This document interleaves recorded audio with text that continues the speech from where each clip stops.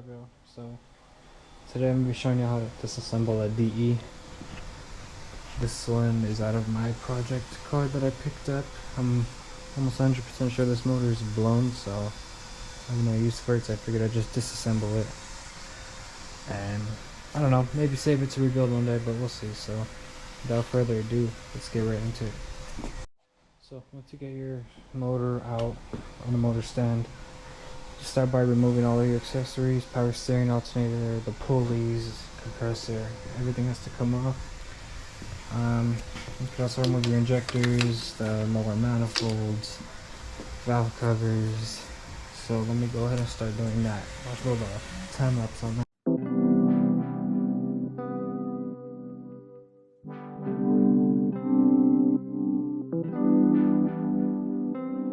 So a good part about this, or an easy part, is most of the bolts are 10, 12, 14, some 17. So like the power steering bracket right here is 14, there's a 14, you have a 12 right here. Alternator also, there's a 14 here, there's a 12, 12. So like I said, I'm going to go ahead and remove all this stuff. I just got the compressor off, which is 14s. The brackets right here are 14s also, and there's some on this side also, so let's go.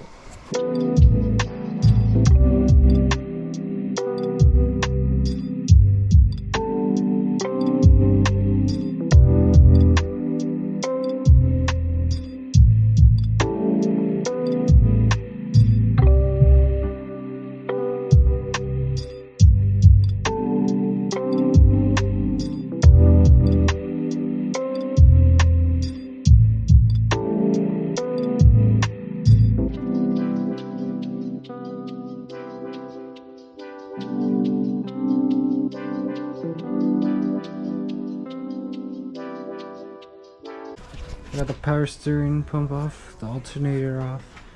I'm working on this area right now. This is pretty much done. I'm gonna go ahead and take off the coolant lines that are on here. The rest of them, get all these coolant lines off. It all has to come off regardless, so I might as well just take them all off at once.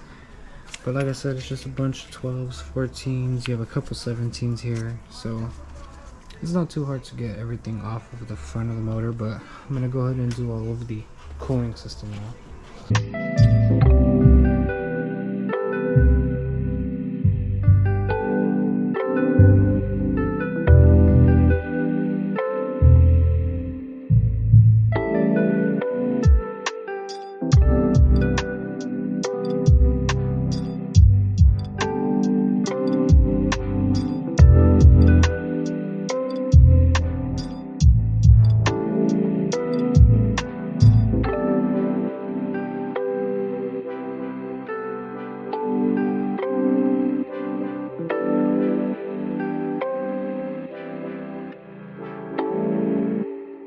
So I got all the coolant pipes off.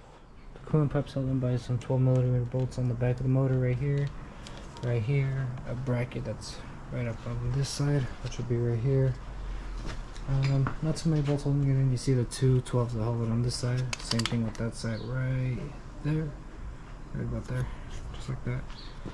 So let me go ahead and see if I could get this crank bolt off, start working on the valve covers, and we'll pretty much try to go from. We're gonna have to take the timing cover off first. I'm gonna have to take the oil pan off. So yeah, let me go ahead and do the crank bolt, and then I'm gonna move on to the valve covers. Alright, so I just took the fuel rail off of the lower part of the manifold. I also took the lower part of the manifold off. So the fuel rail, I believe, is held in by 4 bolts, which is on top of this lower manifold. You can see them right here. Your knock sensor is right here, which is held in by 12mm. Which is also connected to the same harness that the injectors are on. So you could either unplug it or just remove it altogether, which is what I did. Place that to the side, so now you pretty much have this port open right here. So I'm gonna go ahead and take the valve covers off right now, flip the motor around, and start on the oil pan. So to get the valve cover off, it's just a bunch of 10mm bolts. So just have some along the top right here, have some along the top, you have 3 on the side, some on the bottom, and then there's only one little one that's right here after that. This one's a little stuck on there, but it should just pull off. So let me go ahead and grab my purse and wipe this off. Okay.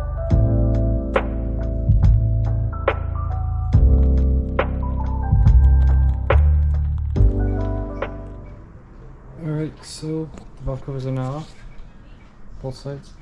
I'm gonna go ahead and flip the motor over, and we're going to start on taking apart the lower oil pan. Alright, I got the motor turned around now. I did have to take the headers off due to hitting the back of my engine stand. Just be prepared. When you flip it, you're gonna have a lot of fluid leaking. So right now I got some oil, had a bunch of coolant fall all over the place right now, but pretty much this is what your lower oil pan looks like. Just a bunch of 10 millimeters. So I'll go ahead and take that off, and then after that, I believe there's either 2 or 4 screws that hold in the front timing cover. After that, we'll go ahead and take the front timing cover off. So I got the lower oil pan off. So you have your lower and you have your upper, which would be pretty much this whole portion here. This is just like the lower oil pan cover. I'm gonna go ahead and work on the timing cover now. I believe the bolts you have to take off would be this one right here. I want to say that one also. Possibly this one right here, but I'm gonna go ahead and, well, you have a series of bolts along the timing cover that you have to take off to get the timing cover off. So I'm gonna go ahead and remove those and start prying on the timing cover to pop it off.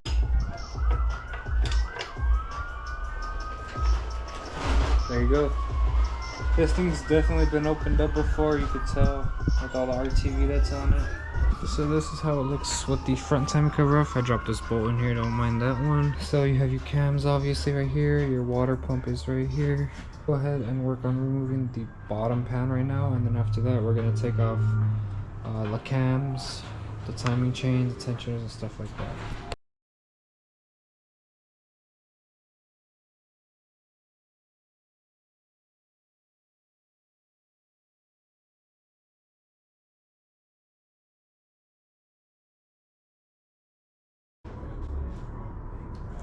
So for the lower oil pan, you have a bunch of 12 millimeter bolts along the bottom portion of the oil pan.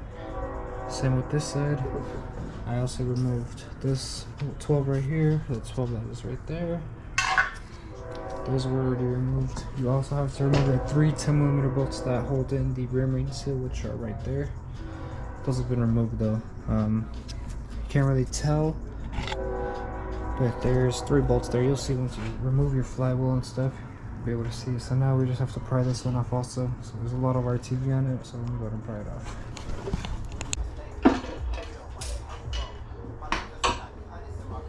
So this is pretty much the bottom half of the motor with the both oil pans removed. Your rear main seal is right here. So I'm gonna go ahead and remove the timing chain. I'm gonna start with taking off this guide right here. I'm just gonna take off the, I believe it's called the tensioner. Take that guide off, remove the water pump. Yeah, the chain should come off after that.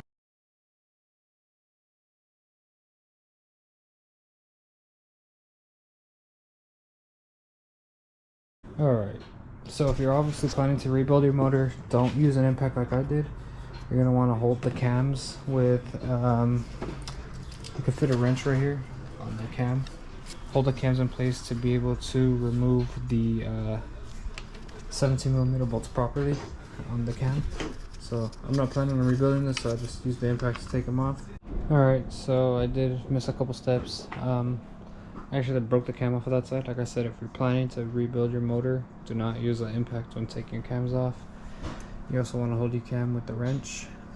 Like I said, I'm not rebuilding this, so I just went at it with the impact. I ended up breaking that cam off, but this is what I was talking about. This piece comes off right here, so you're able to take your tensioner off. Once you take the tensioner off properly, you'll take that strain off of the chain. Once you get that, you can actually start removing these 10 millimeter bolts right here to be able to pull your cams out. After that, you can take your timing cover off, which I have all the bolts loose, so once I get the cams out, I'm most likely gonna pull the back timing cover off. Alright, so I'm actually gonna wrap this one up here. I will be dropping the part 2 of the heads, obviously the rest of the cam, the rear timing cover, and the block. So stay tuned for that one. It'll be dropping soon. So like, comment, subscribe. Appreciate y'all.